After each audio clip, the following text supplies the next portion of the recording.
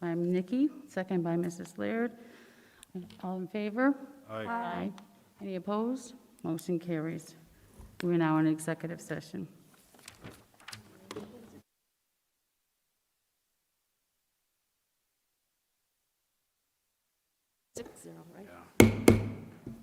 I'd like to call this meeting back to order, and if you're able, please stand for the Pledge of Allegiance. The flag is up here behind me.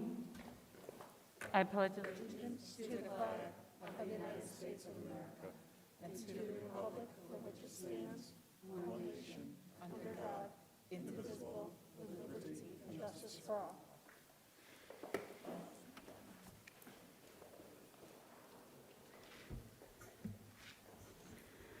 I want to remind everybody here at the table to, microphones have been moved a little bit, make sure you get them pulled up so that the audience can hear and I can hear you. We've got 2 speakers this time, so hopefully that'll help us with our sound up here. We'll start with some introductions. Good evening, I'm Diane McBride, I'm the board president. To my left, Good evening, Bo Wright, Superintendent of Schools. George DeMarteau, attorney for the district. Good evening, Nikki LaPlaca, board member. Hello, James O'Brien, board member. Pat McHugh, Assistant Superintendent for Human Resources. Hi, Andy Whitmore, Assistant Superintendent of Finance and Operations. Good evening, Nerlin Anselm, Assistant Superintendent of Student and Family Services. Hello, Sarah Warren, student representative. Good evening, May Abdullah, board member. Good evening, Jennifer Laird, board member. Good evening, Karen Flanagan, school district clerk. Hello, Emery Straczynski, board vice president. all right, this brings us to our agenda review. Are there any additions or changes to our agenda? All right, seeing none, any announcements? All right, this will bring us to our board member report from our student representative. Good evening, everyone. I just first wanted to start off by saying how honored I am to have this leadership role and voice on the board. I'm thankful for everything you all have done for me, as well as the past student representatives. Tonight, I'm using my privileged time to share some concerns about the possible reopening of schools. I understand that it is your moral responsibility to open schools back up if there is a possibility. Going to school is necessary. However, there are some fears that are resonating with students about the opening. The Student Council put together an impromptu survey for the students through their Instagram. There are many comments from students about the opening. I know it's too late for those comments to be heard, but at some point, if any of you are interested in what kinds of questions were asked and what results were, please let me know. Furthermore, I am hoping that the students are given grace if we open up. We all have not necessarily had to take tests in a structured environment. I just hope supports are in place for us students who have been out of the traditional school environment for over a whole year. On a personal note, now that sports are back up and running, I seriously hope you can consider allowing the music program to be open and running as sports are. Not all kids are athletes, and this district is known for the incredible music program. I fear the lack of flexibility for the music department will affect the future musicality of these students. Again, I am honored to be able to speak for my peers in front of the board. That's all I have. Thank you.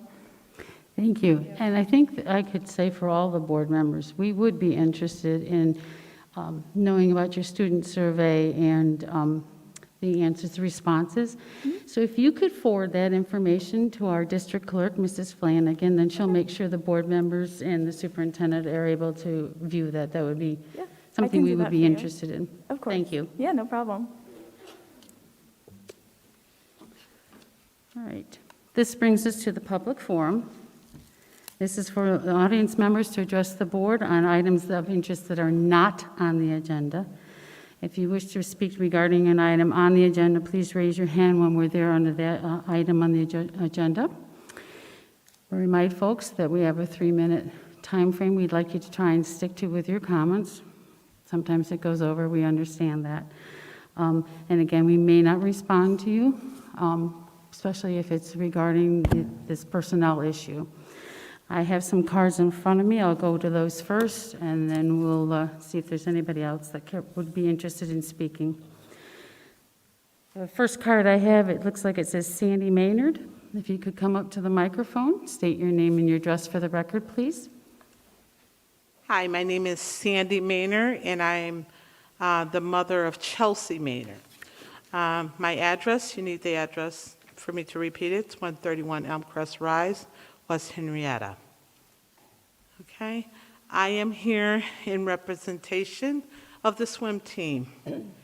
We were here the last time and we're here again because this is a sport that's very important to each and every one of us, including our children. I ask that the board continue to look at this sport as the district would look at football. As we choose a coach for football, we look at football as this is a major sport that everybody truly enjoys. Faculty members, teachers, and everyone. Parents are out there cheering their kids on. We have that same feeling for our kids who are swimming. We want the same type of representation. When we look at the sport of football, and I compare it to football, because I don't think we would be here if it was football. We're here because of swimming. We want our team to exist. We want Rush-Henrietta and all the districts to know that we have a true, valuable swim team. These kids are here. They're here again because they want a response and they want an answer. And so do we as parents. But we want the best for our kids. And that's why we ask that you look at Coach Chris. We ask you to please. Thank you. Thank you. The next card I have is Sharon Merkel.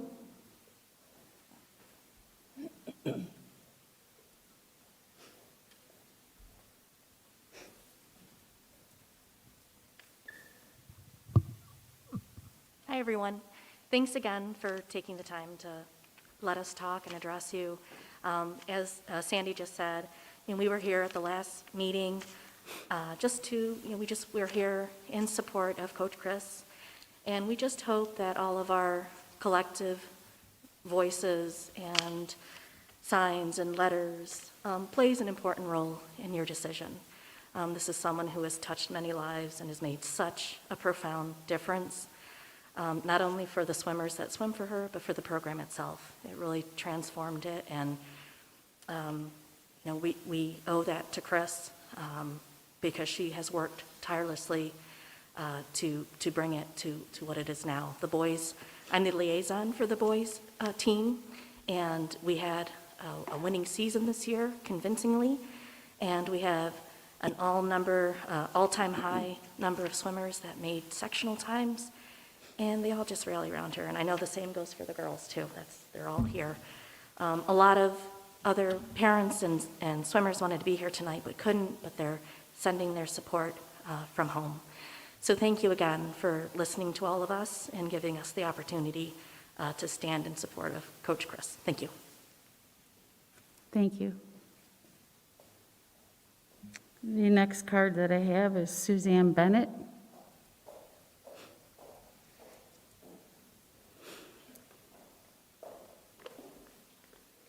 Good evening, everyone. I'm Suzanne Bennett. I'm at 199 Peakview Drive here in Henrietta. I wanted to express our gratitude for your patience in the last meeting and also for this meeting. Wanted to let you know also that some of the kids have been able to get into the pool these past couple of weeks. Not quite what we wanted, not quite, it's not getting the younger kids from the middle schools or the junior highs coming in yet, but some of our high school swimmers are in the pool, so I do thank you for that. I just wanted to kind of piggyback on what Sharon was saying with the boys team. Even though I have girls, I'm pretty involved with the boys as well. And one thing that I think was of note as we start spring sports and fall 2 sports is that the boys team went 6-3 this year, which is quite a record for swimming right now. They also had 2 of our boys swimmers qualify for states. States were canceled this year, but one of the young men is a senior. He qualified last year and this year, But we do have an up-and-coming swimmer now qualifying for states, so that's something that we would really like to be able to build on. So thank you very much. Have a good evening. Thank you. Is there anyone else that would like to speak during the public forum on anything that is not on the agenda?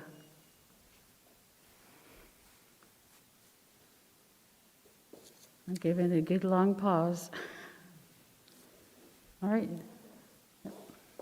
I'm sorry. My name is Irene Sanchez, 590 Square Drive, Apartment 8, Rochester, New York, 14623. I arrived late, so I apologize for not writing it down earlier. I just wanted to echo what everybody else is saying. My son is in the boys' team. I have seen him grow. I have seen him grow personally, physically, and emotionally. And I have seen how difficult it has been for him not to be able to swim every day and not to be swimming competitively. We try looking for options. One of our closest options is Victor. I'm a single parent, so I cannot commit to drive him back and forward, come from work, pick him up, wait 2 hours, just to wait for him to come back. And it's about $1,640. I cannot afford that. My son's future, about finding a good college that will accept the fact that he's been swimming for many years and be able to get a really good scholarship, depend on you. I've been counting with this for years. For him to be able to have a chance and have an opportunity, we need to have a strong swim team so he can show how capable he is and be able to go into a good school and get a scholarship and pursue his dreams. This is not about what's happening right now in the school. This is about my son's future. Thank you. Thank you.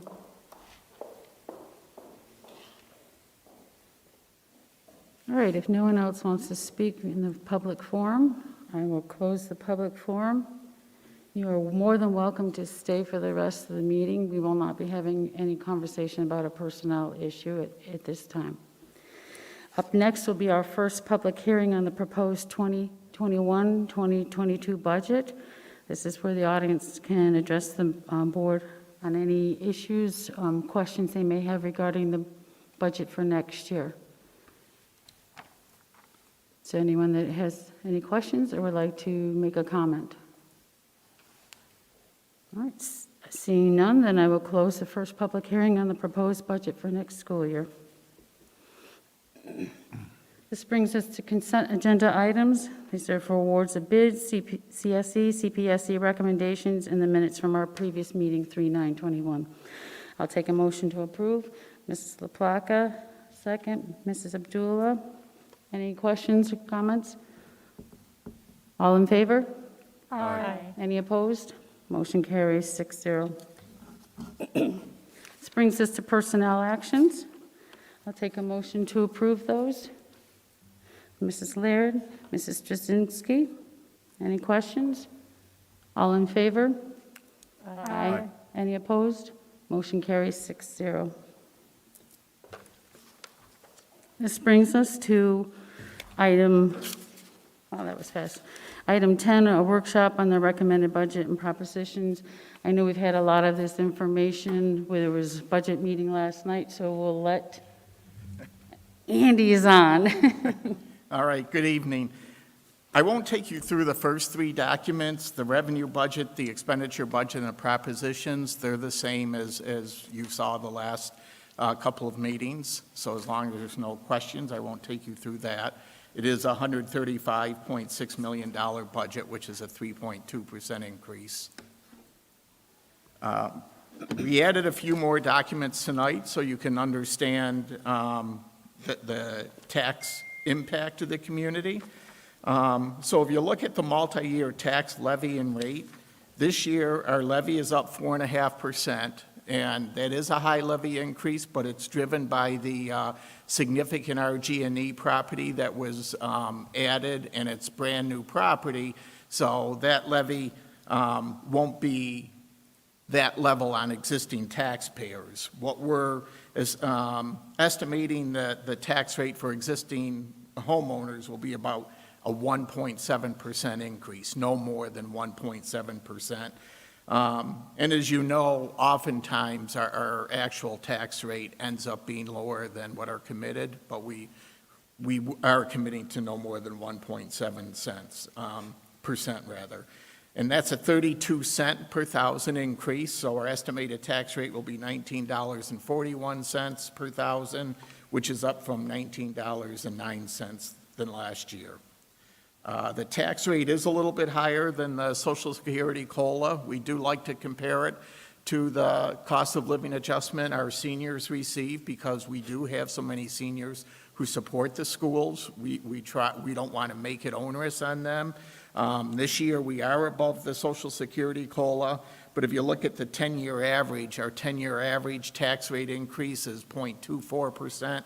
And the average COLA over the last 10 years is 1.5%. So more often than not, we are under the Social Security COLA.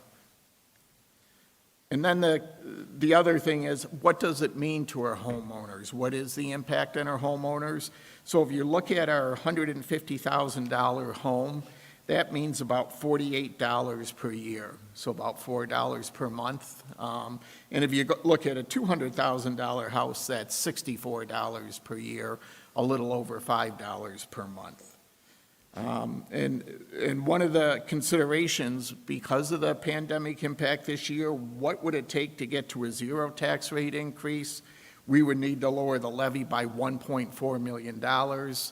And that's probably at least 18 teaching positions, and given the needs of our kids when they come back next year, we're not recommending that. So we didn't go to the full tax limit. We are under the tax cap levy, and we thought 1.7% was reasonable in this environment to also protect the programs for our kids. Any questions on tax rate? The next page, how do we fare around the county? This year, I only have actual rates for this year. I don't have projections for next year. But for this year, 2021, we are the lowest in the county. $19.09 is about 20 cents less, or 20% lower than the county average. So $4.83 lower than the county average, and we're a third lower than the highest tax rate in the county. So the district, we have the benefit of a lot of commercial property, so we're able to offer a lot of resources for our students, but still keep our tax rate the lowest in the county. And the last thing I just wanted to bring to your attention tonight, there's a multi-year tax levy and rate chart. On the far right, you'll see our column. You'll see our budgeted tax rate commitments every year. This year, it's 1.97%. Last year, you see it was 1.98%. Our actual tax rate really fell 3.71% last year. And that really was in large part due to a full town-wide reassessment by the town of Henrietta. But most years, you'll see that our tax rates end up being lower than our commitment. So we're confident we won't go over 1.7%. It is just an estimate at this point in time because tax rolls aren't finalized till May. And there's a good chance we'll be under that. The one other item I'd like to bring to your attention is the state aid column, the second column. There's a lot of talk with stimulus money. As you know, a year ago, Congress passed the first stimulus act, the CARES Act. We received a little over $1 million from that, but the governor reduced our state aid by a like amount, so our state aid was flat for the year. For next year's budget, the December stimulus bill gives us $5.2 million, but the governor's proposal is to reduce our state aid by $5.2 million. So the state gets the advantage of that. And then we have coming up the $1.9 trillion stimulus bill. There's been a lot of questions how much we'll get. There was a number of 10.2 million floating around, but then Senator Schumer came out with estimates, and our estimate's 6.2 million. However, we have not accounted for that in our budget. it usually takes 9 months to a year for the state to interpret the federal rules and regulations and then issue to the school districts, because all federal money flows through the state. So the CARES Act, for example, that was passed a year ago, March of 2020, we just got final approval for our spending a few weeks ago. So we haven't budgeted for the 1.9 trillion share. We don't know the final amount. Could be 6.2 million, but even the senator's website said that's an estimate. And we don't know the timing. The bill says the appropriation expires September of 2024. And so that's why I wanted to point out in our state aid column, if you go back to the year 2009-10, you'll see we received $27.1 million in state aid that year. And that was the time that the big recession hit. Included in that amount is over $4 million of federal stimulus money. You'll see it took 6 years to get back to that amount. So in 10-11, our state aid was $25.1 million, which included $2.8 million. So basically what's going on now is similar to what happened at the recession. We receive federal stimulus money to keep us whole. As that federal stimulus money dried up, we began seeing negatives, the state aid, because the state hadn't fully recovered, and last time it took 6 years to recover. So our thought is, once we get better definition of that $6.2 million, we just need to be prudent on how we spend it, because there's a very good chance the same thing will happen this time. It'll take a number of years for our full state aid to recover. So when that federal money is gone, we won't have it to spend. So we have to be very careful not to spend it on recurring expenses and build it into things in the budget that aren't sustainable long-term.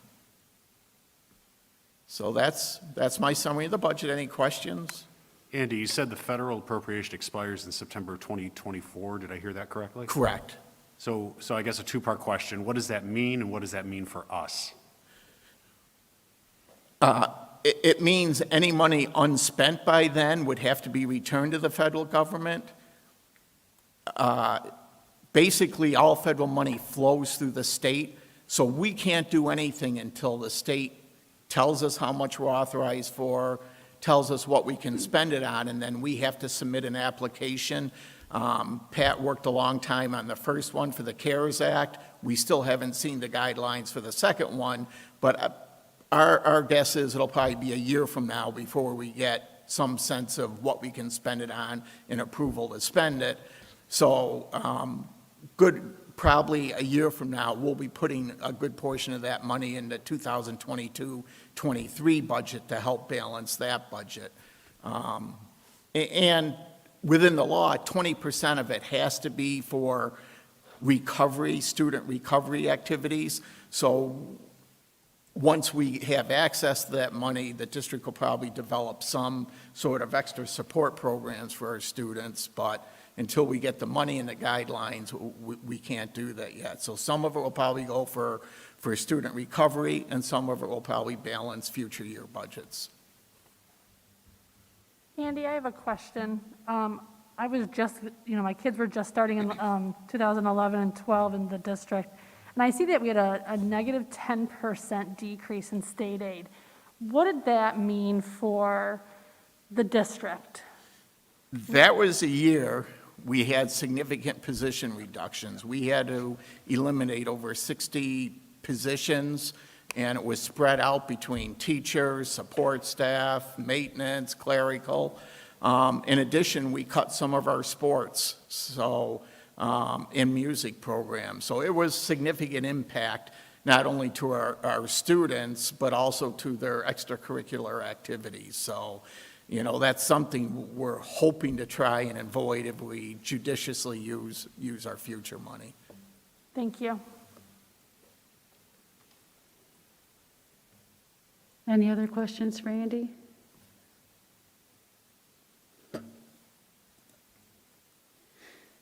Anything? Okay. All right. I guess that takes us through our workshop. Again, if you have any other questions that come up, don't hesitate to email the superintendent and Mr. Whitmore, and we'll get answers that we will talk about publicly. All right. This brings us to item 11. This is our workshop on mental wellness update. And I guess we're not even introducing you anymore. I don't know what that means, but I'm back. Hi, Diane everyone. Nguyen, our Director of Mental Wellness, and Thank you so much for having me back. I'm excited to update you all on the mental wellness priority. As I started my equity and inclusion presentation about a month ago, I just want to first ground us into the district priority of mental wellness. If you can see the words in bold are some of the words that I'm really going to be touching on tonight, which is really letting you know how we are addressing mental wellness in a comprehensive way, expanding our services, and really looking at the emerging needs of our students and our staff. So Rush-Henrietta has a systemic approach to mental wellness that we have had in place, and it's really cyclical. You know, we're evaluating the needs of our community, and that includes everybody in the community, and then providing resources and building capacity of our staff members and our students, implementing both proactive supports and also trying to reestablish connections, which I'll talk a little bit about tonight, providing some of those targeted supports to groups and school buildings and departments when we do determine specific needs that different folks need, and then continuing to evaluate and meet those ongoing and emerging needs. So it really is a cyclical process where we are constantly looking at what is effective, how are we addressing the needs of our community, and what do we need to do to be responsive when new needs present themselves. So I wanted to just touch on this before I get started, that our district really has a trauma-informed and a trauma-responsive approach. And this is really important because a lot of people use the term trauma-informed. Trauma-informed means we understand the impact of trauma on individuals, but trauma-responsive is that we are continuing to respond, and that's at all levels of our organization. That's in every department, in every group, that we're really looking and saying which groups have specific needs and how are we responding, because we know everybody doesn't have the same needs and therefore doesn't need the same response from the district. So we really have focused on that and really looking at how do we make people feel physically and emotionally safe, especially during these challenging times that we're all experiencing. So to start out, and I shared a little bit about this at the Equity and Inclusion Update, but we really, during the summer, started right away with focusing on how do we reopen with mental health and equity in mind. We know that mental wellness was a priority for Rush-Henrietta well before COVID, and we know that our community is really strong, but we really need to understand the significant impact that COVID has had on our community if we're going to be able to support each other. And it's important to keep in mind, and we talked about this a lot over the summer with our leadership development team, that COVID is not just a medical emergency. It's a mental health emergency, a behavioral health emergency, economic emergency. It has posed a lot of equity issues. So we really need to be sure that we're recognizing the impact of this across the board. And there is something in the literature that's called an 80-20 effect of disasters. And what that means is when something like a pandemic or a natural disaster hits, there's 4 times as many people who experience a psychological impact as a physical impact. So if you really think about how many people have experienced a physical impact from COVID and multiply that by 4, that is what our community is faced with, and that is really significant. So we really just wanted to be sure that we started this school year with that understanding as school district leaders, and that we were really thoughtful in our approach given our current circumstances. So one of the first things we did as a district-wide action step is we looked at the New York State reopening guidance document, And they have a section that is specifically in regards to social emotional reopening considerations. These were just some of the things that New York State said school districts should consider. So we developed our own, which I'm going to pull up here, our own reopening guidance document for district leaders. And what we did was we really looked at, this is what the New York State Education Department is saying is mandatory for school districts. In blue, these are some things they say we should strongly consider. And then down here, we really added other things that we feel that are very important as an RH community. So some of these are just ensuring a primary focus on mental health and wellness in the first days back at school. And we did do that across the district. Considering additional ways to reinforce safety and connection. So I won't go through all of those, but we really wanted to use that New York State document as guidance for making sure that every school building had their own reopening document when it came to mental health. I showed this at our last meeting as well, so I won't go through all of these, but this is also from our Student and Family Services Reopening Reference Document. This was developed specifically for building leaders so that they had many, many references when they, or resources, I'm sorry, when they open their school buildings.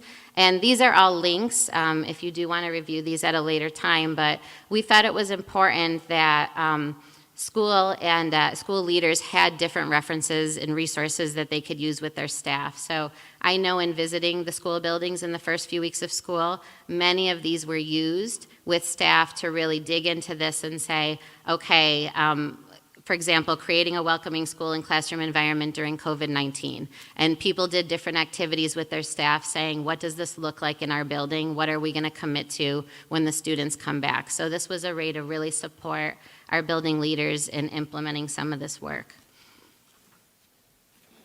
So another really big district-wide action step was our mental health surveys that we conducted over the summer.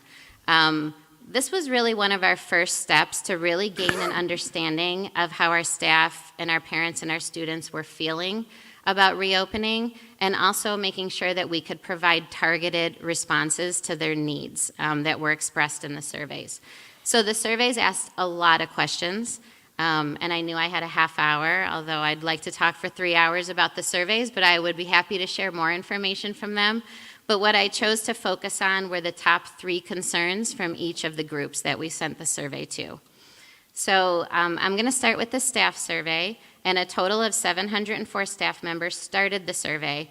You'll see 572 completed it. That means that some people might have skipped 1 question or 2 questions, but the majority of people did complete most of the survey. That was across all the buildings in the district. And these were the top 3 concerns from staff regarding their mental health and wellness this school year.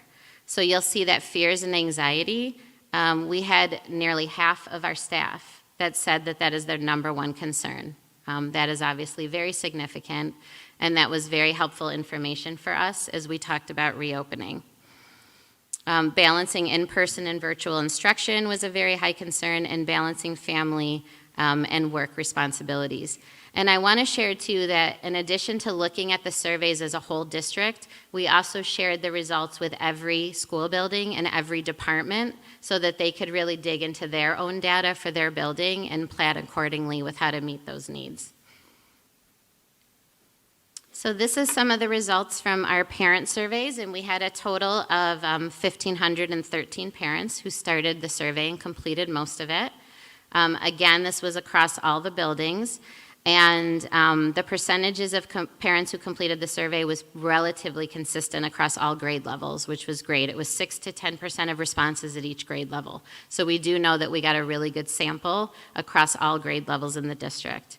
And the top 3 concerns of parents regarding their children's mental health and wellness upon returning to school, #1 was changes to typical social interaction with peers.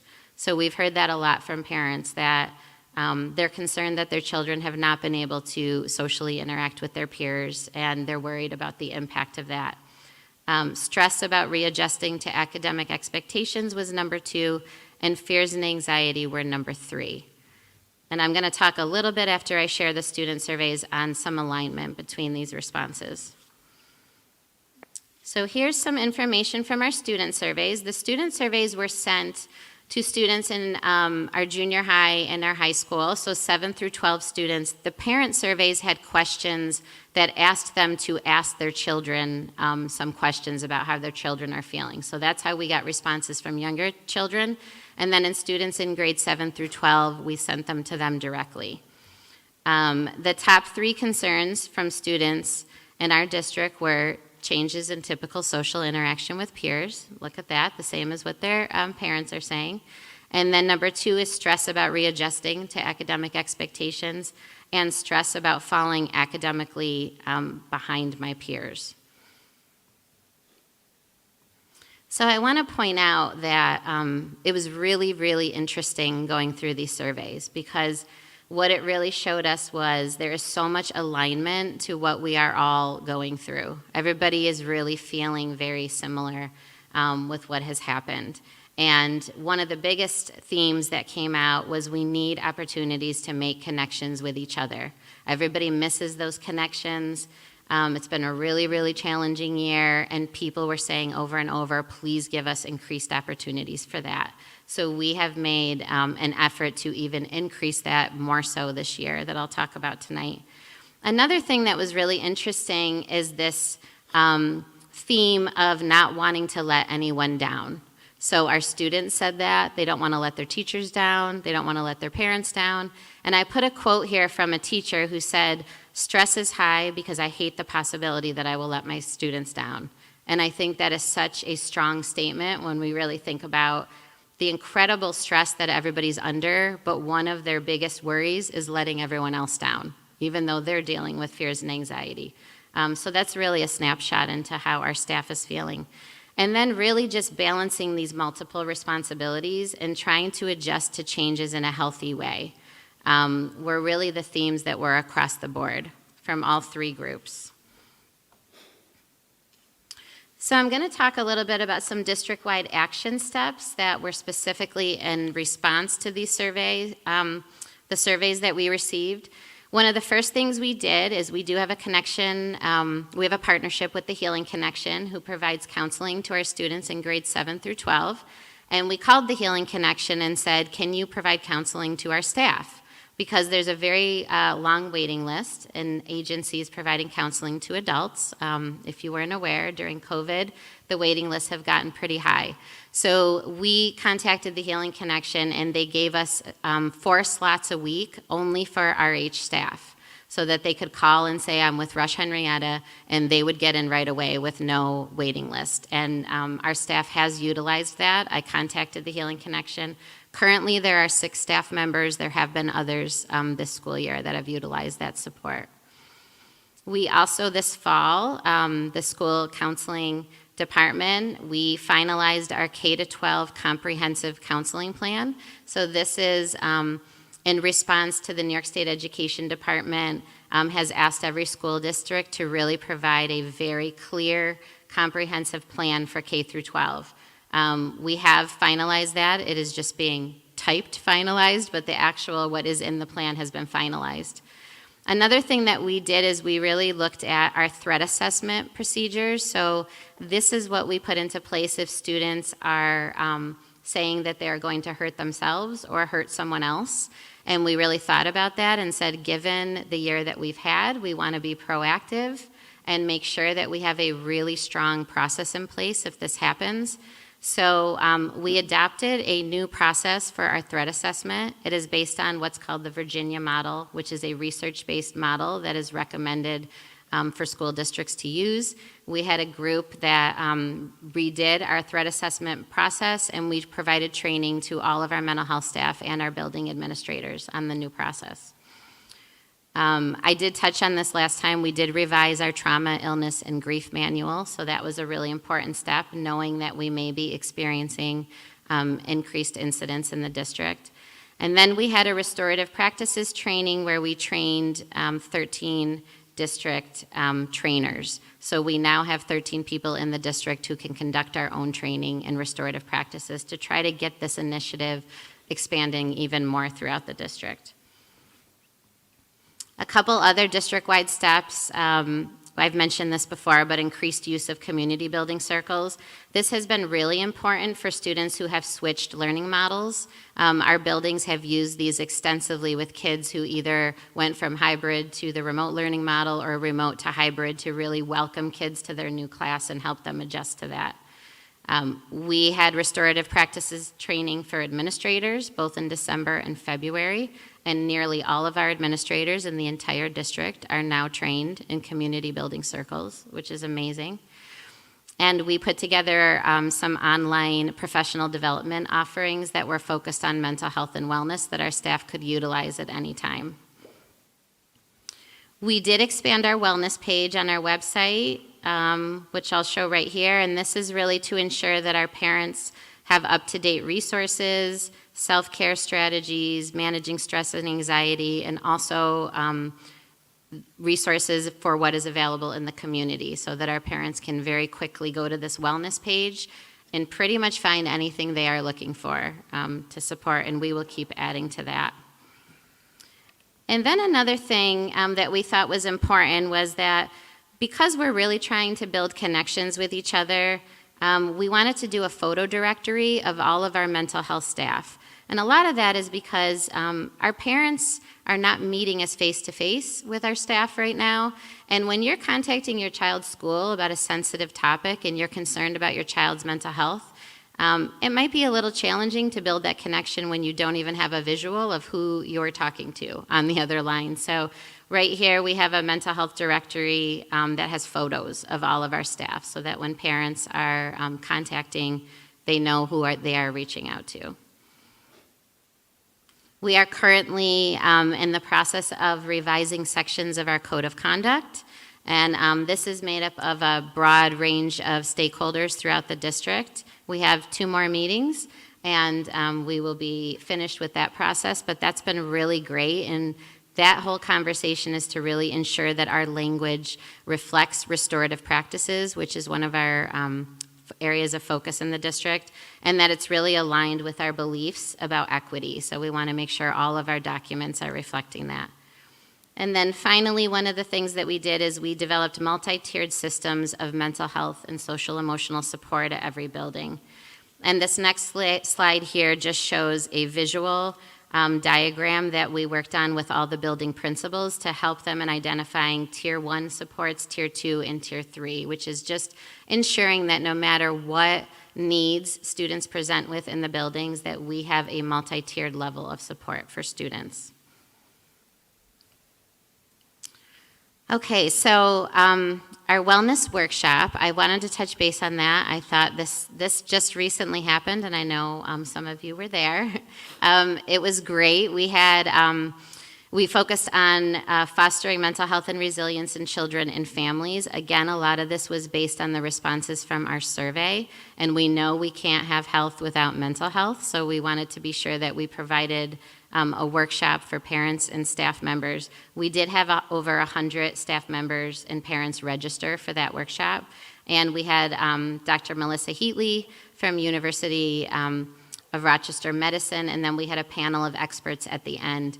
And what we decided to do, since it was virtual this year, is when parents and staff members registered, there was an area for them to add questions for the panel so that we could get those questions to the panel ahead of time and say, these are the themes that our parents are really concerned about. And then we were meeting their needs directly. So we had the first half hour, which was Dr. Heatley's presentation, and then the second part was all a Q&A session with previously questions that were put in previously, and then questions that were also given at the workshop. Okay, and the final thing district-wide I wanted to talk about before I move on to a couple things happening in the departments is this workshop series that we have been providing all school year for staff. We have our Senkit workshop series here that we provided in December, and it's with Banny Aiello, who's doing a self-care series with staff. Staff can sign up. They are Zoom meetings, so they are live meetings, and she's focusing on really trying to kind of help people use self-care strategies, and some of it is some like simple stretching techniques, but really helping people to focus on mindfulness and breathing. And we've had a great turnout for those workshop series. So these are some of the things that we have done in our departments, and again, this is just a short list of what's happening. There's a lot happening district-wide, but we have had professional development for our food service departments, our committees. I did mention this last time, we did a 3-part PD series for transportation based on the responses to their surveys as a department. And then we recently just did a professional development workshop for paraprofessionals that focused on their mental wellness, how to connect with students who've experienced trauma, and some strategies to help them. This is some more information about the community building circles we've been doing with our transportation department, which have been wonderful. I shared last time that we did have 17 bus drivers who completed 4 sessions and then asked for 2 more sessions, so completed 6 sessions. We are in the process of finishing our Senkit group. We had 12 more bus drivers sign up for a Senkit 4-week series, and that started in March. And then the group has requested additional training, which I'll focus on when I talk about next steps. And I want to really just kind of give the transportation department props for this, because they have come in on Wednesdays for an hour and a half to really engage in this work, and they have loved it, and they keep asking for more, and they've really been vulnerable and honest about how challenging this has been for them, and it's been quite a commitment, but they have come every week voluntarily and have really dove into this, so it's been great to be a part of. This is some of the feedback from the transportation department. We asked them to fill out a survey at the end and tell us what the most valuable part of participating in community building circles is. And these are some of the quotes that they wrote on their feedback form. You know, being able to get my feelings and thoughts out, getting to know colleagues, celebrating our similarities, understanding our differences with respect, building solidarity. When I read this, I think this is in direct alignment with what the staff said about we need to build connections. This is what we want. And then we hear this and they're saying, we built connections. Thank you for that. So it's really great to know that people are benefiting from those circles. Okay, so I'm going to talk a little bit about mental wellness in action in our schools. And again, this is always the hardest part, because I could do about 50 slides on this with everything the principals and the assistant principals share with me that's happening. So I tried to capture some themes across the district. We do have a social emotional learning work group now that is put together, and they are aligning all of these social emotional learning restorative practices in PBIS. So they're really looking to say, where's the alignment with this, and how can we help teachers with this work? Our principals in their e-news have focused on SEL like they never have before. Pretty much every e-news has something about one of the 5 SEL competencies, a resource for families. Some of them have made videos. It's been pretty incredible. So that has really increased this year. And a lot of the buildings are doing student and staff wellness check-ins, whether it's weekly or bi-weekly. They have different surveys that they're doing to check and kind of take the temperature of how things are going so that they can respond. We've done many virtual counseling sessions with students, so of course, you know, you have to adjust in today's COVID world, but our mental health staff has not stopped providing those sessions, so they have adjusted and done virtual counseling. And then increasing in community building circles, and also a lot of these social emotional learning lessons that are happening in classrooms. These are a couple more ideas here that were shared. We now have Mindful Mondays and Wellness Wednesdays in Rush-Henrietta, from what I'm hearing from many of the school buildings. We have mindfulness spaces for students. It's called the Zen Den at one of our buildings that students use when they need mindfulness space. We're doing virtual assemblies through PBIS, accountability partners with a lot of staff so that they can set self-care goals and really rely on each other to keep them accountable to take care of themselves. focusing more on random acts of kindness, and then student ambassadors. So a lot of buildings have really focused on these everyday heroes and the students who are really doing incredibly well in being resilient and making videos and doing all kinds of activities to focus on that. So really, I mean, we can see the many, many ways that our school and our staff are adapting to meet student needs, and it's pretty incredible. I wanted to just highlight a couple examples from the high school because they have done quite a few things focused on mental health and wellness this year.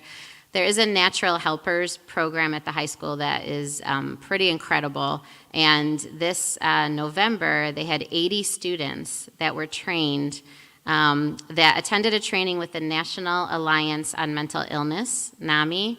And these students are really trained in identifying their peers who might be experiencing some mental health issues and referring those peers to mental health professionals at the high school.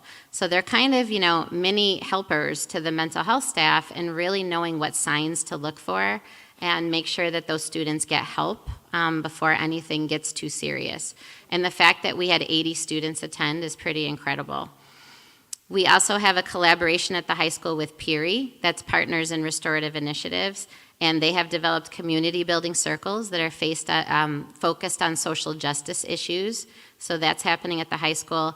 And then a bunch of mini seminars and classes on stress management.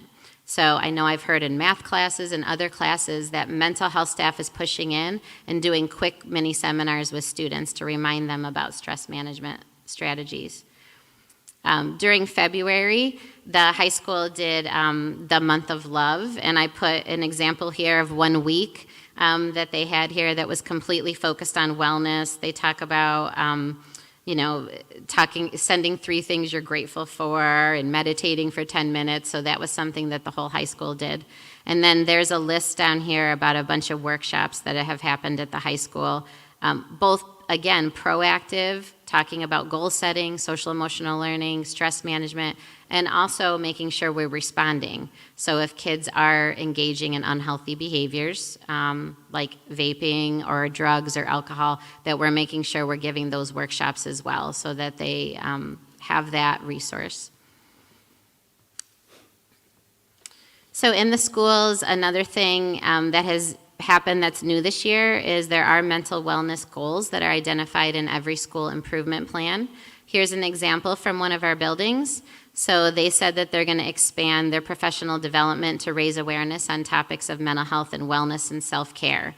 And so they made a calendar for the year, and this is what they focused on each month regarding mental wellness.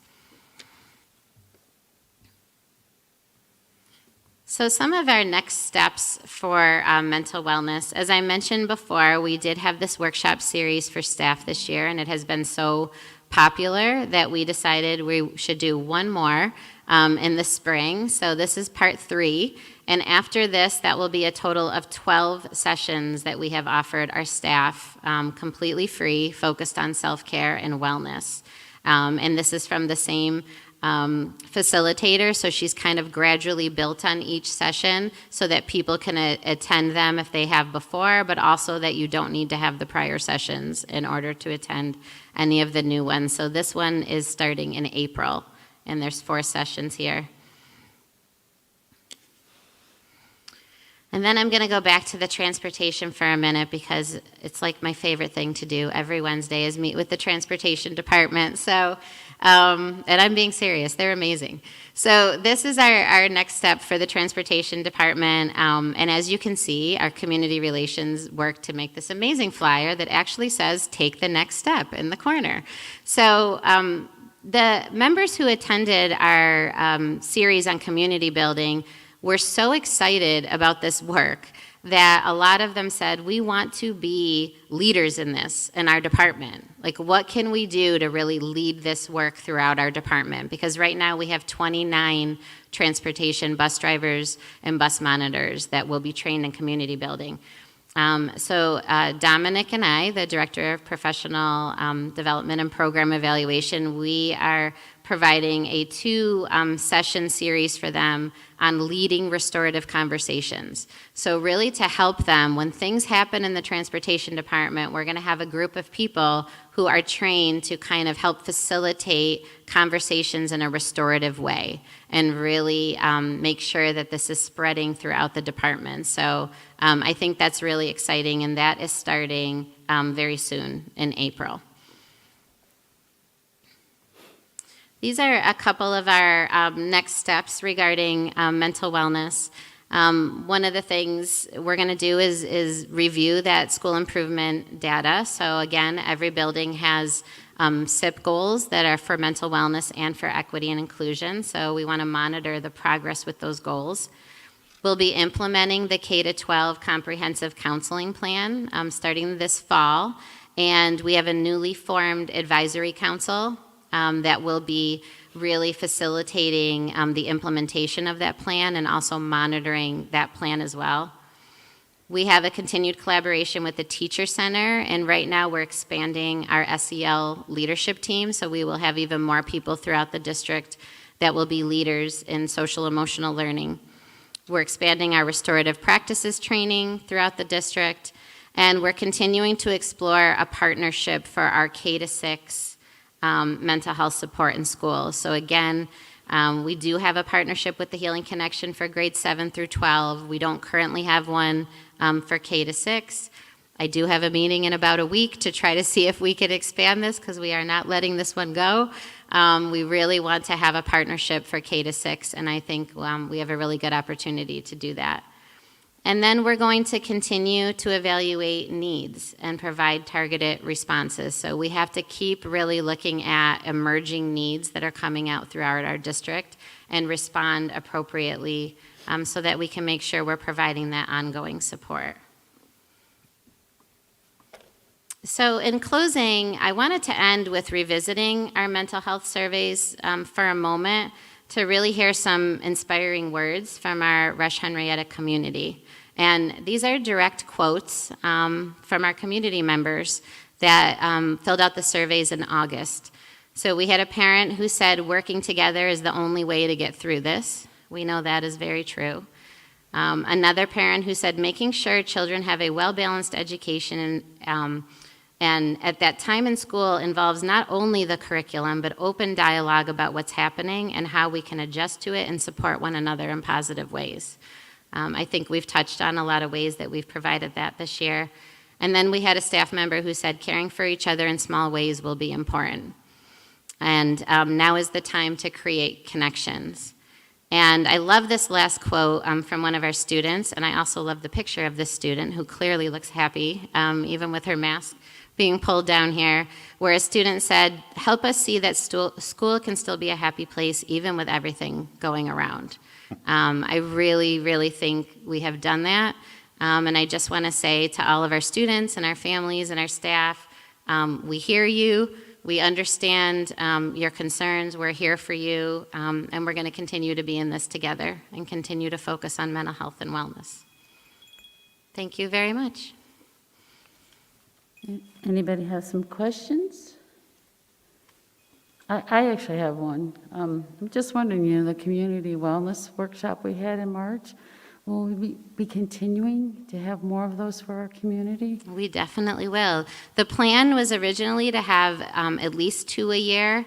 We pushed back one a little bit because of COVID, but yes, I think we need to at least, at the very minimum, have 2 a year. And the important thing too is that if anybody missed that, it is on the website. We have them both videotaped because we had one a year prior with Dr. Wallace in December. And so we do have the videotapes, we have the slides, and we have all the resources, but we will continue to have those every year. How will you pick your topics? What would be future topics? Yeah, how will you pick them? Honestly, so we shifted. We had already had a topic picked for our second one based on feedback from parents. We originally did our first workshop on anxiety and depression, and we think of that as kind of how internally our kids and our staff deal with stress. So our second one was going to be about external, so kids who are acting out or doing behaviors that are disruptive or are really having challenges in that way. But once we really looked at the mental health surveys, we said we need to kind of table that, because what the parents are saying and what the students are saying is we're really anxious and we really need to figure out how to cope with all of this. So I think, we really have to be in touch and make sure we're continuing to do surveys. We also have the Youth Risk Behavior Survey that's happening this fall in Monroe County. So we looked at that quite a bit before we chose our first topic. So I think that will also drive what we want to do for our upcoming workshops. Great, thank you. Anybody else have questions? I have a question. Go ahead. Okay. Do you think in lieu of COVID and the lack of mental health providers as it is, do you think it's feasible that you guys will be able to get somebody for the K to 6? Because I know as a parent, like that fourth grade, like with the testing, and then 5th and 6th is where behaviors start to manifest. So getting them early, I think, would be a great thing. Do you think you have a connection with some agency if the Healing Stone isn't able to service our children? Yeah, I think there's a couple of things. I think we're always looking at, with the mental health staff, kind of looking at their roles in different ways that we can change how they provide support. But I do think that piece of that community connection is important. We were in the process of writing a grant for funding for that. So we were already on top of that. Some of that work with submitting grants has been a little stalled, but yes, I do. I believe we can, and I think we're going to keep pushing for it. And the person that I'm meeting with, I have a very good feeling that we will be able to probably figure something out at some point. Great, that's great to hear. Thank you. Yeah. I wanted to know if teaching kids about their mental health and how we can normalize talking about our mental health, because I know we teach kids about how to take care of their physical bodies and exercise and eating right. And I was wondering if that's something in the future we can do, integrating mental health in the curriculum. Mm-hmm. Of course, age and grade appropriate, because I think it's crucial to teach kids to acknowledge and recognize the signs before it turns into something that we have to deal with, and like being more proactive. Yep, absolutely. So the social emotional learning piece focuses a lot on that. So that the SEL wheel that I've posted before that has those 5 competencies, one of those main competencies is self-awareness, and it really focuses a lot on how do we help kids understand, be aware of what they're feeling, be aware of what's normal, know when they should ask for help, know when they should ask for help for one of their classmates or peers who isn't asking for help. So that's really embedded in that. And the great thing is this SEL work group right now that is looking to align restorative practices and PBIS and SEL, a lot of that focus is really on helping kids understand that piece. So I think that's just going to grow and grow as we really brainstorm specific lessons that we can use, but also as part of community building circles. I know that a lot of schools have focused on that with kids and really said, how have you felt in the past year? Do you understand what is a normal feeling? Like, when do we know when it's getting to the point where it might be something that you have to ask for further help for? So I think that's always an area to grow in. But I think the more that we can help our students understand that we are all in this together, and even as adults, we responded to the surveys the same way. We're just as afraid and anxious, and that's normal. If we weren't anxious about this, I'd be worried. It's not normal to not feel some anxiety with the unknown. So the more that we really have those restorative practices happening in buildings, and the more we incorporate those SEL lessons, I think that message will keep growing and growing throughout our buildings. Okay, I have just one more question. The SEL learning, where do you see that taking place, especially in the younger grades? Did you see that during a morning meeting, or where does that fit into the scheme of their day? So personally, I think it takes place throughout the whole day. I think a lot of people, people will say to me well, when's our SEL block? And I'm like, well, SEL is about learning about ourselves, getting along, learning responsibility and citizenship, there's no 10 minutes to talk about it. It should be happening throughout the day. So you can embed it in any academic subject. You embed it in anything where you're teaching kids how to kind of understand how they're feeling, how someone else feeling. So yeah, you can do direct focus on it through a community building circle, but really it's something that we should think about in any lesson we're doing. Where can we embed social emotional learning? Because it's part of what we do every day. Like, you know, we don't just focus on it for 10 minutes in one meeting, and then the next meeting I don't think about, you know, being self-aware or getting along with others, right? So it's a skill that we really want kids to understand. This is really about who we want our kids to be in general. It's not really like a class. So I think that's part of the work and the direction we're going in, is helping our staff to understand that and then supporting them with ways to do that throughout the day. Thank you so much. Anybody else? Thank you so much. Thank you, everyone.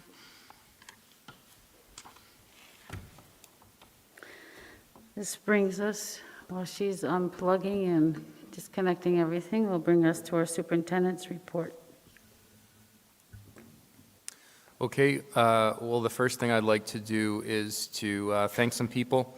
I want to thank Andy. We had our last budget advisory committee meeting last night. I want to thank Andy for the work that he's done in terms of leading our budget development process. He's done outstanding work on that, he and his team, so thank you, Andy. And then I also wanted to thank Nurlan and Diane for the work that they're doing to further our efforts in the area of mental wellness. I think the progress that we're making is pretty incredible, especially during these unprecedented times.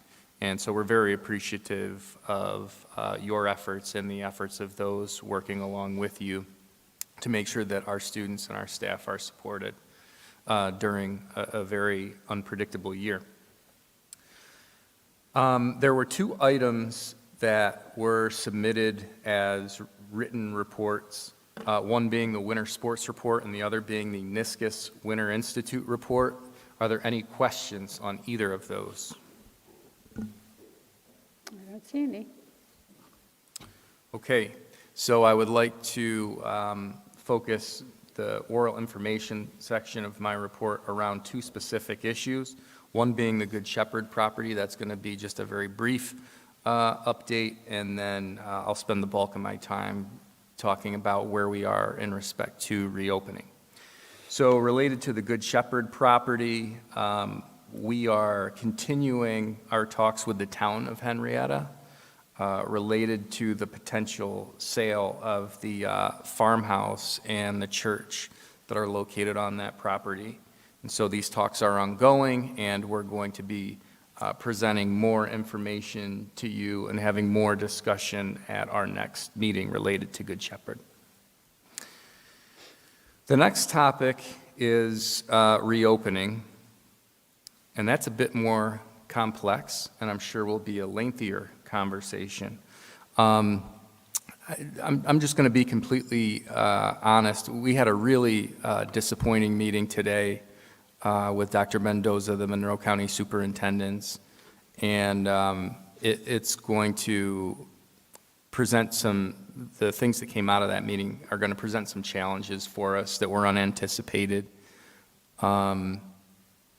We have had 3 really good weeks of planning, and I feel like logistically, I felt like we were ready to go. So our intention was to provide very specific information tonight about what we need to do to reopen and what our target date's going to be and what that's going to look like.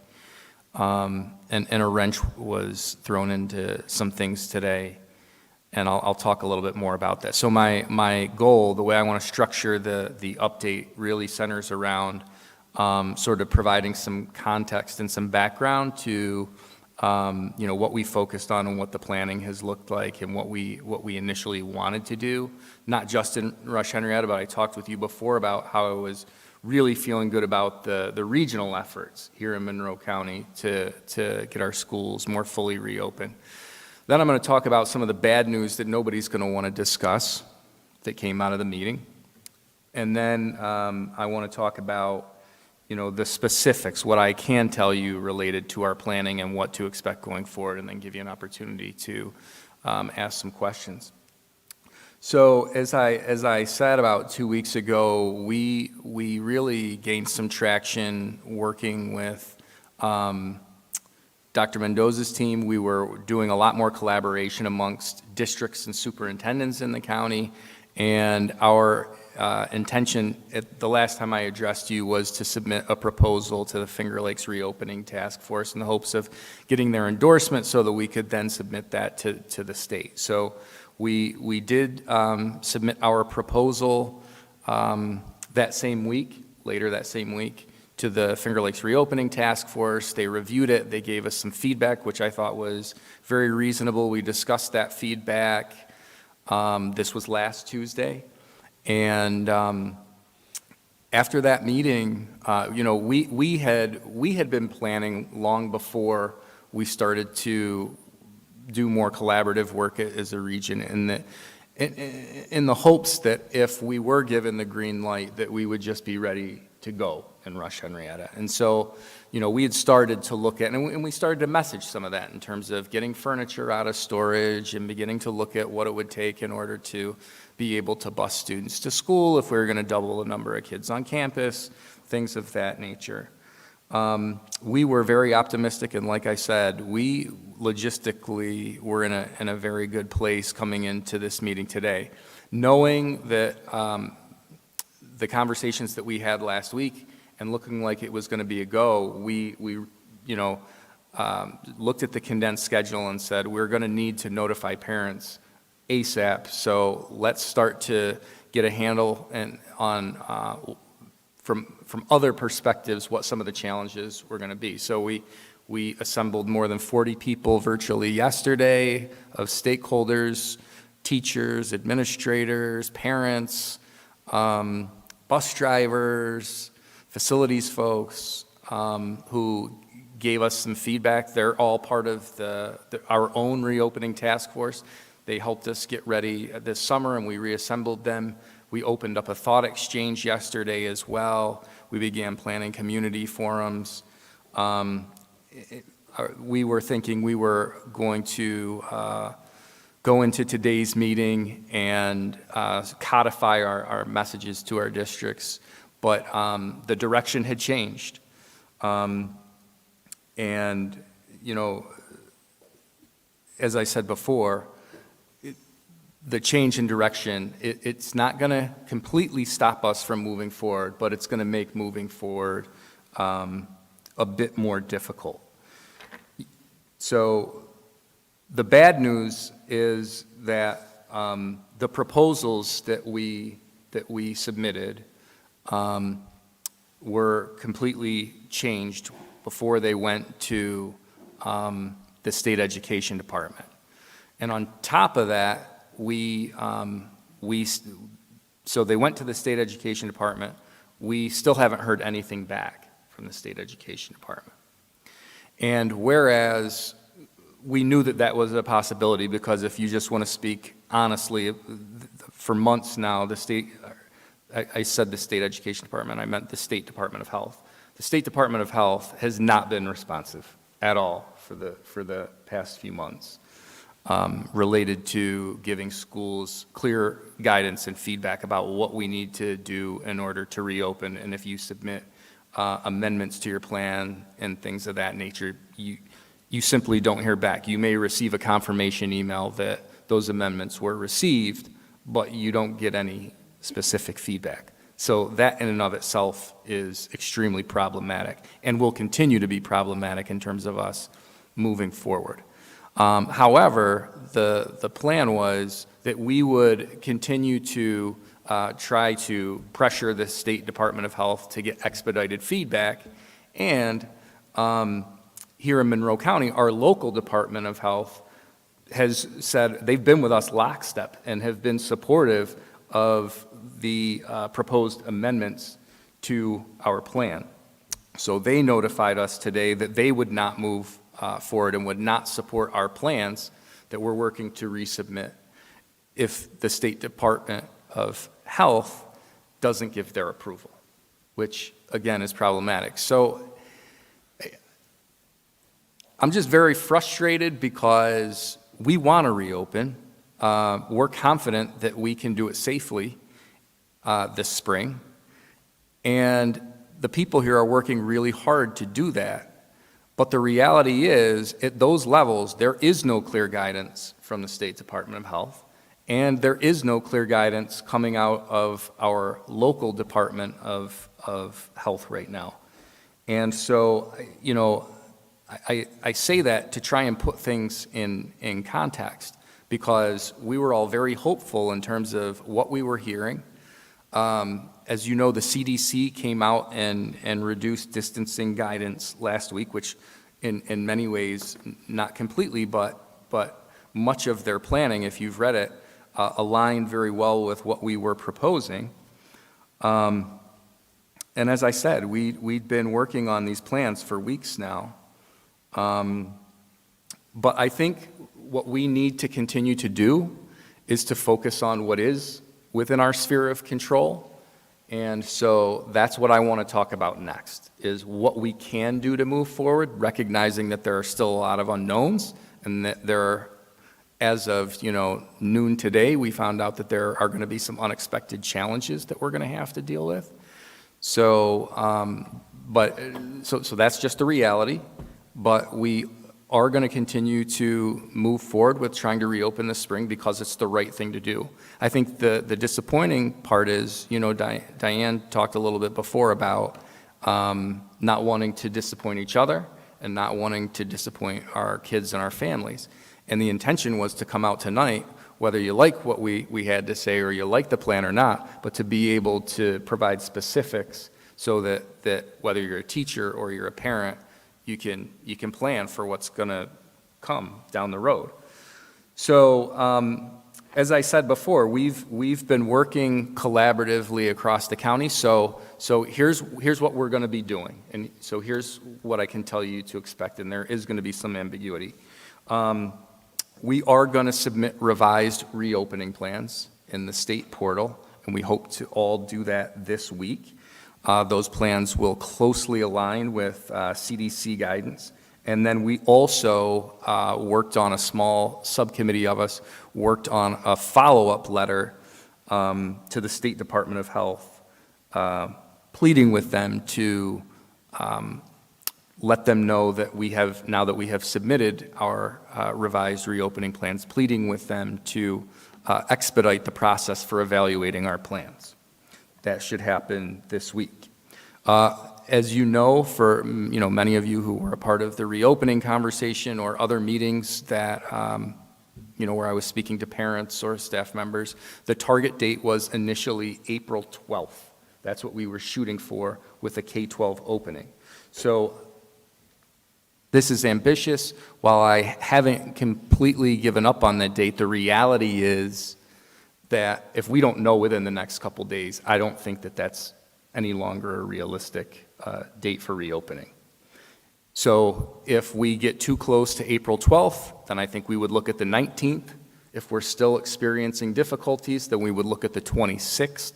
But then when you start getting into May, I think, we have to ask ourselves some questions about the feasibility of reopening before the end of the year. But the idea would be to reopen prior to May if we can, and to do our very best to give parents at least 2 weeks so that they can plan accordingly with home situations. I know that's not a lot of time, but this is what we're currently working with right now. In our reopening task force meeting, I said before, we had more than 40 people participate yesterday. It was a group of mixed stakeholders.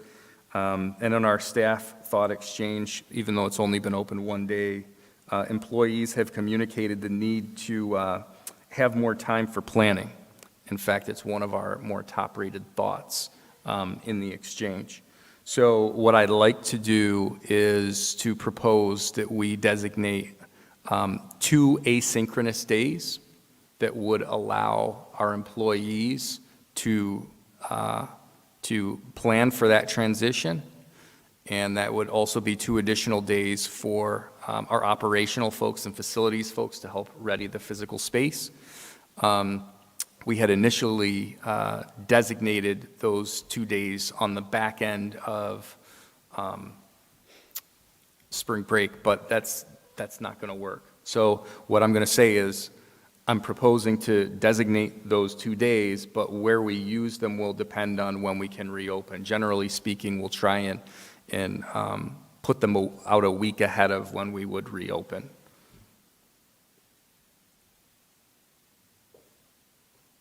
We also are planning a community forum, one for staff and one for parents. And again, generally speaking, we would try to plan that out so that it would be about a week ahead of when we would be reopening. It would be virtual in a very similar format to what we used this summer, where I would present along with the cabinet members. It would be live streamed. We would be taking questions live through the chat, and each session would be approximately an hour long. We have selected a 4-day in-person instructional model when we come back, and people have asked why we selected 4 days instead of 5. And it really came down to, outside of, some of the things that we mentioned in my e-news communications around being able to deep clean on those days, recognizing that we have more students and folks on campus, and being able to continue the small group intervention pieces remotely. It really came down to some scheduling and staffing issues, because had we gone to a 5-day schedule, we would have had to redo the master schedule for the 3rd time at the high school. And we have staff members working between both models, so you couldn't have an RLA that is on a 4-day schedule and then the high school being on a 5. You also have a situation where you have certain employees who may not be working between models, but they work between buildings, because that was one of the things that people would email me about. Well, if the high school or secondary schools is an issue schedule-wise, then why don't you go 5 days in person with elementary and 4 days at the high school, and you can't do that because you're sharing staff, outside of the equity issues that it would create within our various units. So that's why we opted for the 4-day a week model, because it's much cleaner as far as staffing and scheduling, and we're very tight in both of those areas. So over spring break, we'll continue to ready learning spaces. We're going to continue to get furniture out of storage and to disinfect and make sure that we're progressing as far as our readiness to take kids back as far as the physical space goes. The survey data that we did around transportation gave us some really good information, and again, had the parameters that we established in the revised proposal, the one that went to the Finger Lakes reopening group, had those held. I think we would have been in a really good place, but we're going to have to go back to the drawing board in some respects with the transportation pieces. But we did get about 2 out of every 3 parents who have riders to respond.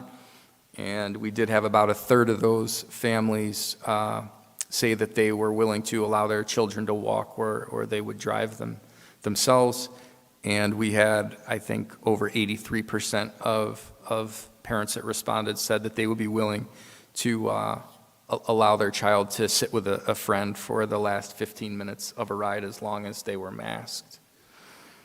So that would help us, but again, we're gonna have to go back and see what's going to be allowed ultimately, because up until this point, we've only allowed at max 30 students on a bus, and really that number's more probably like what, Andy, 21? 22, yeah. Because we haven't been able to, up until this point, to seat students from different households in the same seat. So it further limits the number of students that you can put on a bus. And we're also, one of the sometimes it's often overlooked, but one of the big areas that we've had to work through is how you feed, large numbers of students in a cafeteria space, given the parameters that we're operating under with the pandemic. So we currently bought enough Lexan shields. I guess you would describe it as a plastic substance, but it's more expensive and fire retardant. And so we have those in every building and all of our cafeterias. But we're going to be, if we're going to be welcoming, double the number of students, then we're going to require closer proximity in cafeterias. And so we had to bring in, more Lexan, more tables, depending on the school and the situation. And in some cases, look for alternative spaces for students to eat. So we're continuing to work through some of those. I think we've done some really good work to position ourselves to reopen, and so I'm disappointed, and like I said, I'm frustrated. Certainly we wouldn't bring students back if it were deemed unsafe, but I feel like we've done enough planning and prep, not just here, but regionally, where, within the next few weeks, we should be able to be in a position where we can welcome students back. And, but there continue to be decisions outside of our control that keep tripping us up. And, like I said, we need answers out of, and any sort of response will be nice, out of the State Department of Health. And we need folks locally at the county level and with the Department of Health. We need their support. We need them to step up and help us. So we're going to continue to move forward and do what we can do to position ourselves so that we can bring students back in April. And I wish I had better news. I wish I was able to be more specific about what's going to happen. Like I said, our initial intention was to lay out, our plan for starting on the 12th. And if you were agreeable to it, then we would have communicated it broadly tonight to all of our staff and all of our families. But unfortunately, we're not in a position to do that. So I'll open it up for questions and comments.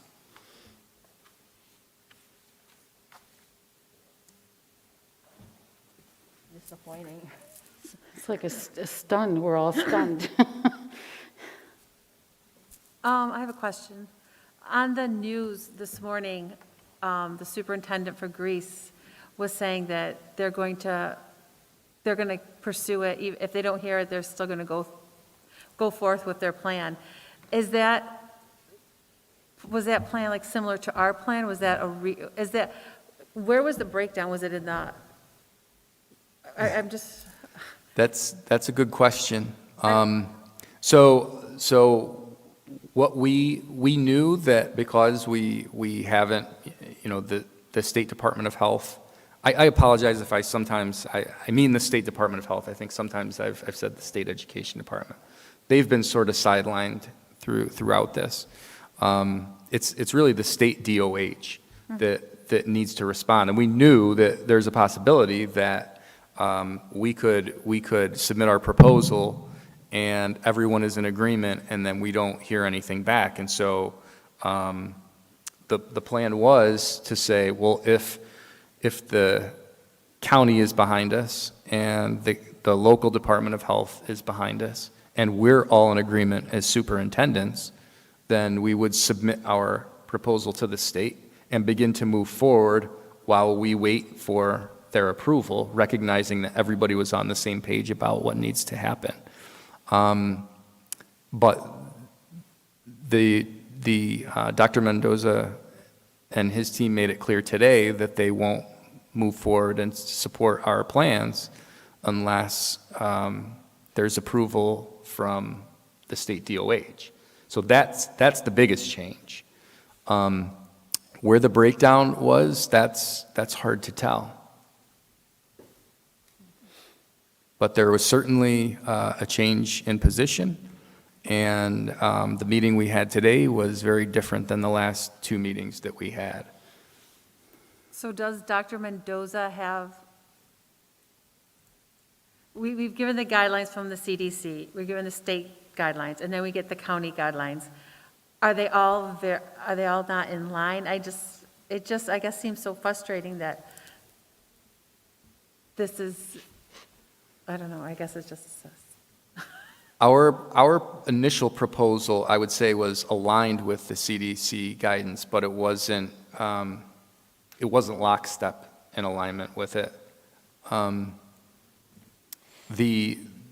The latest proposal that went essentially just asks the state education department to allow us to use the CDC guidance as regulatory guidance for reopening. But it does put us, if the county can't expedite a response from the state, and they won't support our efforts unless we hear from the state, then it puts school districts, not just Rush-Henrietta, all the school districts in Monroe County are put in a compromising position as far as trying to reopen. But like I said, I think we have to continue to control what we can control and continue to plan and continue to push people to make a decision. And I truly believe that in my opinion, the horse has left the barn. We're ready to go. And like I said, none of us would advocate for bringing kids back in April if we didn't feel like we could do it safely. And I think we can. I think people have been very thoughtful. And in the event that we start to see clusters within schools, then we would work through our protocol. Right. But we haven't seen that all year. I will say this, another thing that is problematic, which I neglected to mention earlier, is that we are seeing a rise in cases. I think the last time we talked, I think when you're looking at the 7-day rolling average, I think 2 weeks ago it was somewhere around 100 per 100,000. I look today, it's in Monroe County, 128.8. So that's problematic, because if you're using the CDC guidance, then that's going to tighten the strings around reopening, especially at the secondary level. The numbers are going in the wrong direction. So that's something that we're going to have to work through as well.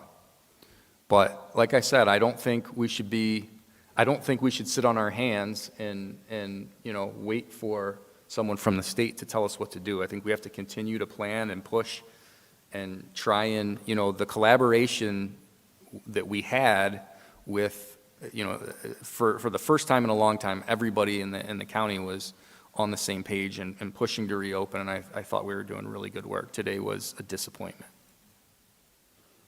Would it help to get like Congressman Harry Bronson, just to see if they can push? I mean, he's been very great with our district, and he's been very helpful. I mean, I know the breakdown. I mean, I had to deal with the health department when my own house had COVID. And seriously, I talked to 4 different people. They told me 4 different things within a span of 20 minutes. I mean, it's just crazy. I don't know if we could get some support from him and just letting him know the frustrations. I think it would be helpful, Jennifer. We did. That was one of the people that our letter went to, as far as allowing Monroe County school districts to utilize the CDC guidance as regulatory guidance. He's been a great advocate, and I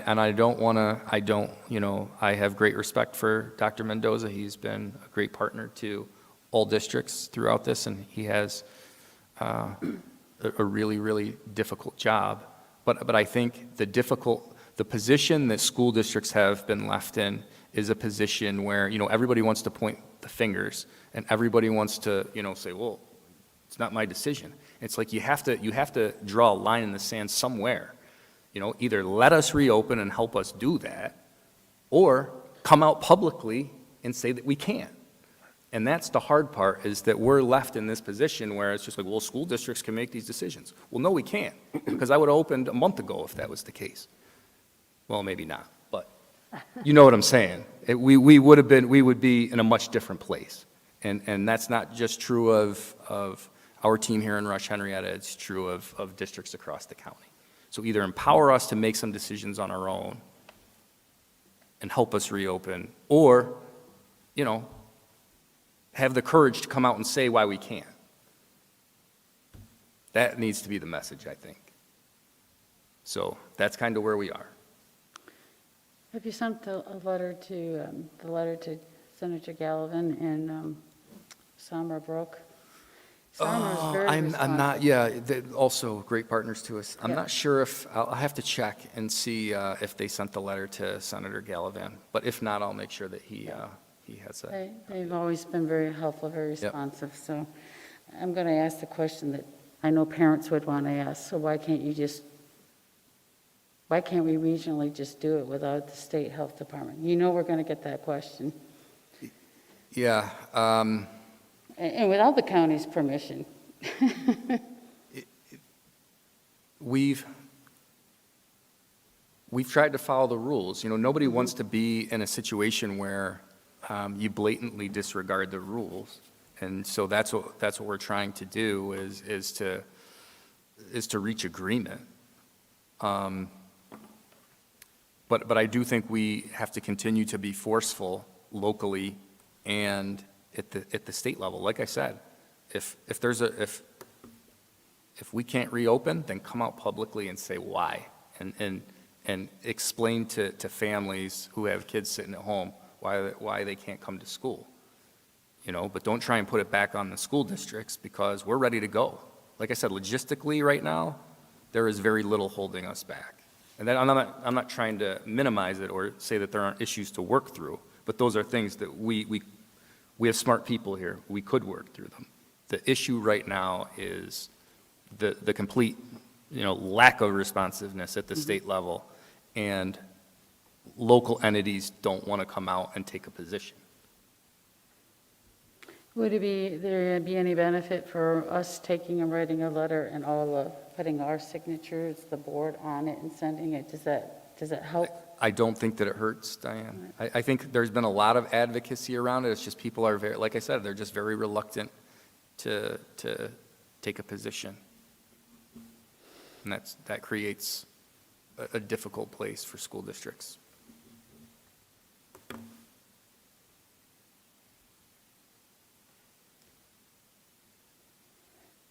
There's just such utter silence. We're all just, We'll It's keep at it. heartbreaking. It's just heartbreaking. it is very disheartening. And to piggyback off what Sarah said, has there been any change in music guidelines? Can our kids sing? I mean, our kids can wrestle and tackle. Can they sing yet? Or can they play an instrument? I believe that there is, did they change from 12 feet to 6 feet? Do you remember? Not at the state level, but they've been creative in coming up with ways to enable things. Right now, at the state level, it's still 12 feet. The CDC did reduce it. That's what I mean in this Yeah. CDC guidance. We have also, every proposal that has come to us for consideration, with the exception of one, which is difficult transportation-wise, we've approved. So, you know, if we're able to manage it logistically and we can do it safely, then we've been approving those proposals as they come in.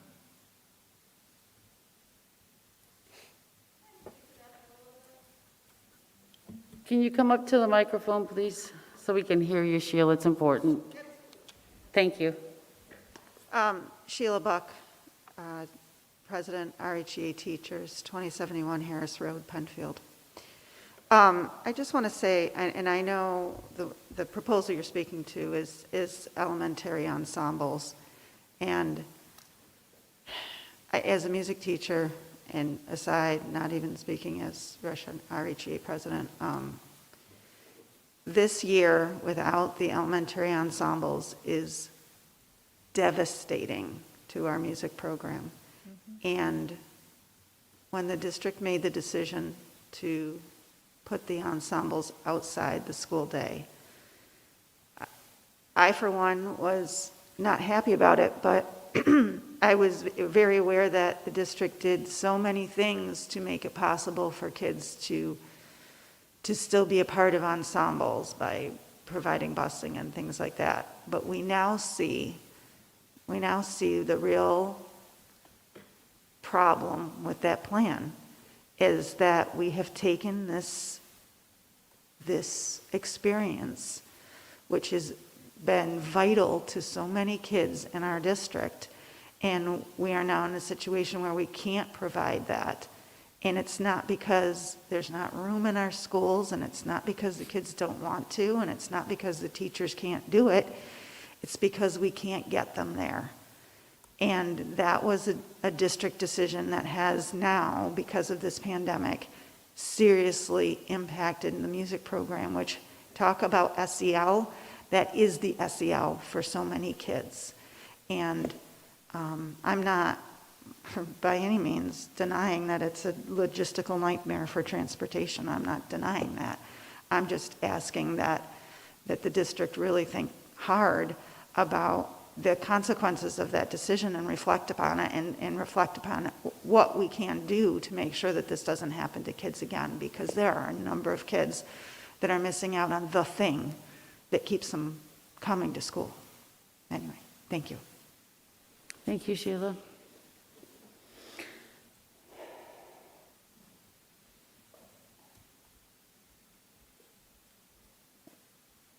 Any other comments? I'm just letting people settle, and or do we move on?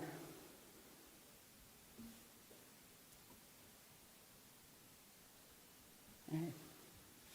Do you have anything else for us? That concludes the superintendent's report. Way to bring us down, Bo. I know, geez. Usually that's Andy's job.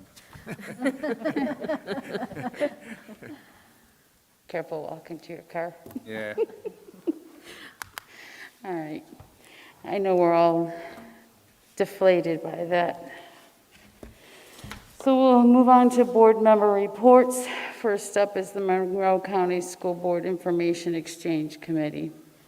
It was on the code of conduct, and the gentleman started out talking about the little time districts had to prepare for virtual learning last March, and how it didn't give districts time to prepare for any behavioral issues that might arise in a virtual environment. Talked about disciplining during a pandemic must consider social, emotional, behavioral, and mental health needs. Stated that teaching appropriate behaviors versus punishment should be done, and that schools should consider strategies that promote a positive school climate, restorative practices, trauma-informed care, relationships and trust building, and teaching pro-social behaviors, and suggested that policies that are already in place should be modified to include virtual learners as well. Did I miss anything there, Ellen? No, that's it, yeah. That was it. Thank you. I see listed Henrietta Youth Development Advisory Committee. That's me.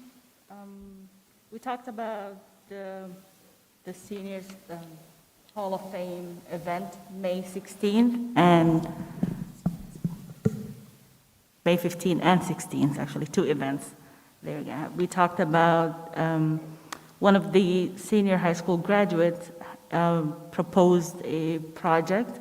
She's actually in college.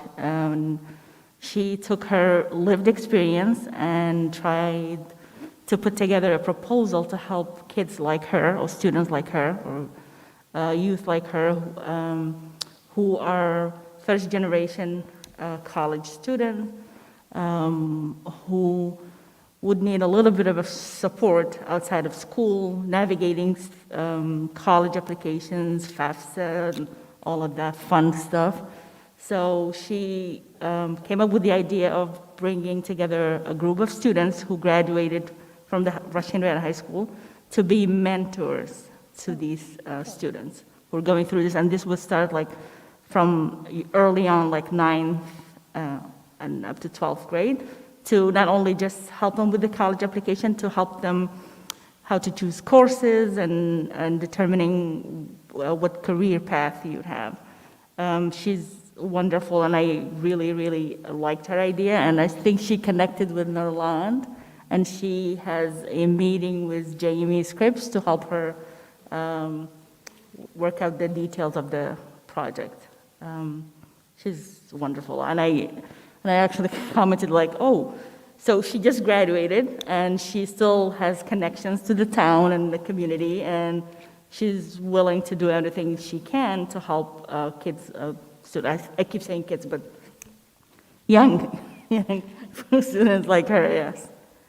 We also talked about the community mural. It's at the rec center. They still are in need of, they received 56 family pictures. They put them on the wall, and they still need pictures. So if you would like to share your pictures, your family's picture photos with them, you can email them to Anita. And what else? I think that's about it. Thank you. Sounds like a great project. Next up is DPAC, District Parent Advisory Council. We met on the 18th. The usual parent liaison reports. It's nice to hear what little bit they are able to achieve in their PTO meetings. Some are fundraising, some are not. The different types of activities they're trying to put on virtually so kids stay connected to one another and to the teachers.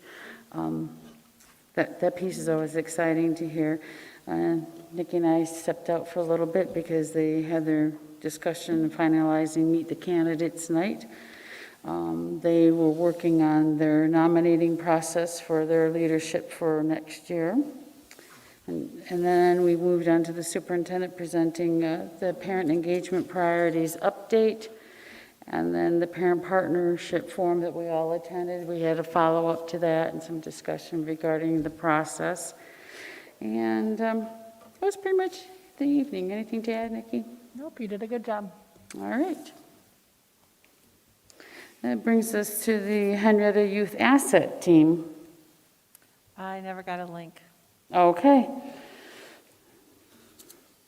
And that brings us then to Budget Advisory Council. Well, you heard everything that we talked about last night, so. That was last night. Seems almost like a week ago. So it was the last budget advisory, and the forum is coming up, the community forum regarding it's coming up, so upward and onward with our budget. Anything else? Just one correction, the meeting was March 8th, not March 10th. Okay, For great. The Town Youth Advisory Board. All right, we'll change that for the record. Thank you. All right, if there's nothing else, we'll go to our meeting recap. All items passed. Sorry, I'm tired, so I'm not going to say too much. All items passed. Our next meeting, I wrote it down here somewhere, is April 13th. Karen nicely printed out the policies for us to review for, looks like, the next meeting. So I think that's all. All right. If there's nothing else, I will ask for a motion to adjourn our meeting. I got a James and I got a Nikki. All in favor? Aye. Any opposed? Motion carries. Thank you.